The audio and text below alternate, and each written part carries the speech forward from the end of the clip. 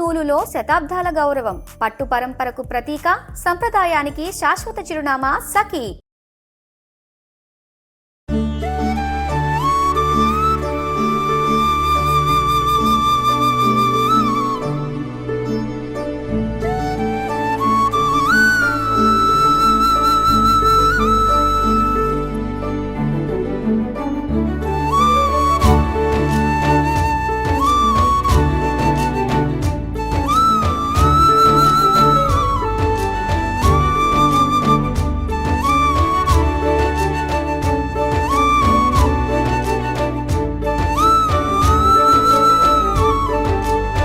Welcome to Suman TV. Sriramanavami దగ్గరలో ఉంది. అయితే శ్రీరామనవమికి సాధారణంగా మనం అందరం ఏం చేస్తామండి, సీతారామ కళ్యాణం ఎక్కడైనా జరుగుతుంటే అక్కడికి వెళ్ళిపోతాం. వీలైతే భద్రాచలమో వెళ్తాం, ఒంటిమిట్ట రామాలయానికి వెళ్ళొచ్చు. మన చుట్టుపక్కల ఎక్కడ రామ మందిరం ఉంటే అక్కడ సీతా కళ్యాణం జరుగుతుంటే చూడ్డానికి వెళ్ళొస్తాం. మనం ఇంట్లో ఏం చేసుకుంటాం, ఏదో చిన్న భగవద్ ఆరాధన మనకి ఎంత కుదిరితే అంత. అయితే ఈ ఆరాధన క్రమంలో రాముల వారికి ఈ రోజున నివేదన ఏం చేయాలి అంటే, శ్రీరామనవమికి పానకం, వడపప్పు, ఓ 2 అరటిపళ్ళు, ఓ కొబ్బరికాయ కొట్టాలి. ఇంతే. నువ్వు దద్దోజనం చేస్తావా, చక్కెర పొంగల్ చేస్తావా అని రాముడు అడగనే అడగడు. కమ్మగా పానకం పోయమ్మా చాలు, నువ్వు కూడా అది తాగి కొత్తగా మొదలైన వేడిని తగ్గించుకో అని చెప్తాడు.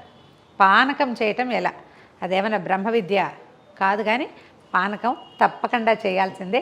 చిన్న మెళకువతోటి చేస్తే దేవుడికి చక్కటి నైవేద్యం అవుతుంది. మనకి వేసవి తాపాన్ని తగ్గించుకోవడానికి మంచి ఆధారం అవుతుంది. అయితే పానకానికి చాలామంది ఏం చేస్తాము, బెల్లము, తర్వాత మిరియాలు, ఏలక్కాయలు వేస్తాం కదా. సొంటి వేయటం కూడా కొన్ని ప్రాంతాల్లో ఆచారంగా కనిపిస్తుంది. చిన్న బెల్లం ముక్క తరగటం, ఎంత చేసుకుంటే అంత. అయితే ప్రసాద వినిమయం ఎంత చేస్తే అంత మంచిదట. ఈ సీజన్లో అంటే ఈ చైత్రమాసంలో ఈ బెల్లాన్ని చక్కగా తరిగి చక్కగా పానకం కలిపి ఎవరికైనా సాయంకాలం పూట తాగటానికి ఇస్తే విశేషమైన ఫలితం లభిస్తుంది. పూర్వజన్మలో ఎవరికైనా మంచినీళ్ళు ఇవ్వని పాపం ఉందనుకోండి, మనకి ఆ పాపం పోతుంది. ఈ చైత్ర వైశాఖ మాసాల్లో కనుక మనం పానక నివేదన చేసి ఎవరికైనా వినిమయం చేస్తే, కాబట్టి మన ఇంటికి ఎవరైనా గెస్ట్ వస్తే తాగడానికి ఏమి ఇవ్వడానికి లేదనుకోండి, చక్కగా పానకం కలిపి ఇచ్చేయండి. అందులో ఫ్యూ డ్రాప్స్ ఆఫ్ నిమ్మరసం వేయండి. అసలు అది పానకం అని కూడా కనిపెట్టలేరు, ఏదో చెరుకు రసం లాగా ఉంటుంది. ఎంత బాగుంటుందో. అహోబిలం దేవాలయంలో పైకి మనం కొండ మీదకి ఎగువ అహోబిలానికి నడిచి వెళ్ళాలి. కొంచెం టైం పడుతుంది, ఒక 2 గంటలు 3 గంటలు పడుతుంది. బాగా కొండలు మిట్టలుగా ఉంటాయి, చేతికర్ర సాయంతో ఎక్కాలి. అక్కడికి వెళ్తే ఆ పైన కుండలతోటి పెట్టి ఉంటుంది పానకం. ఆ పానకంలో వాళ్ళు నిమ్మరసం వేస్తారు, చెంచులు కలిపి పెడతారట ప్రతిరోజు స్వామికి నివేదన. అహోబిలం వెళ్ళిన వాళ్ళకి ఈ సంగతి జ్ఞాపకం ఉంటుంటుంది. దాన్ని గుర్తు చేసుకుంటూ మన ఇంటికి వచ్చిన గెస్ట్లకి చక్కగా పానకం కలిపి ఇచ్చేయండి. చూద్దాం ఎలా చేయాలో. బెల్లంలో కొంచెం మట్టి ఉంటుంది కదా, అడుగు నుండిపోతుంది, అంత ఇబ్బంది ఏం లేదు. లాస్ట్ ఇయర్ కుండ కనుక ఉంటే పాత కుండ, అందులో పొద్దున్నే కలిపెడితే సాయంకాలం గెస్ట్లకి ఇవ్వడానికి కూడా పానకం పనిచేస్తుందండి. చాలా బాగుంటుంది, చల్లగా అవుతుంది, మంచి రుచిగా ఉంటుంది. సన్నగా తరిగిన బెల్లాన్ని ఏదైనా ఒక పాత్రలోకి ట్రాన్స్ఫర్ చేయండి. మీరు ఎందులో పానకం కలుపుకోగలిగితే అందులో.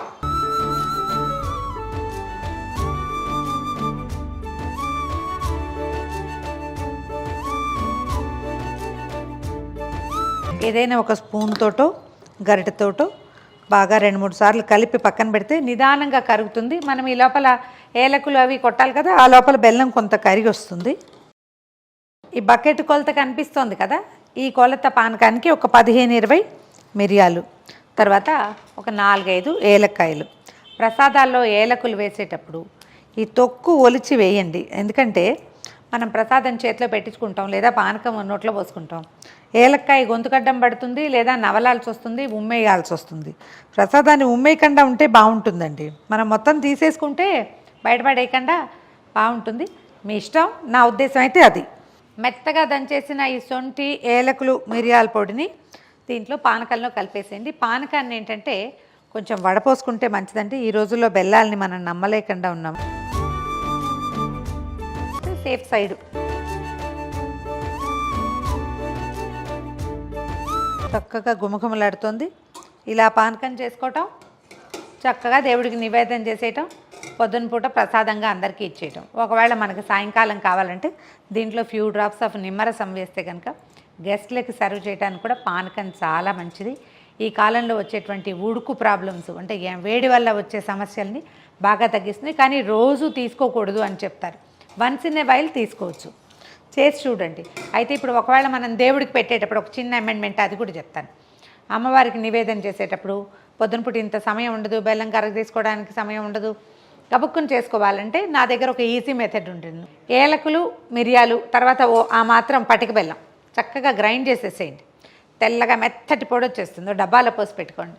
ఏ రోజైనా పొద్దున్న గబుక్కుని ఖడ్గమాలు చదువుకుంటున్నామంటే ఆ డబ్బాలోంచి 2 స్పూన్లు ఒక వేయండి మంచి గ్లాసులో వేసి మంచినీళ్ళు పోసేస్తే నిమిషంలో కరిగిపోతుంది.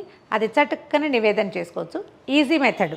అయితే పటిక బెల్లపు పానకం కూడా అమ్మవారికి చాలా ప్రీతట, చలవ చేస్తుందంటారు. అలా కూడా ట్రై చేయొచ్చు. చేసి చూడండి.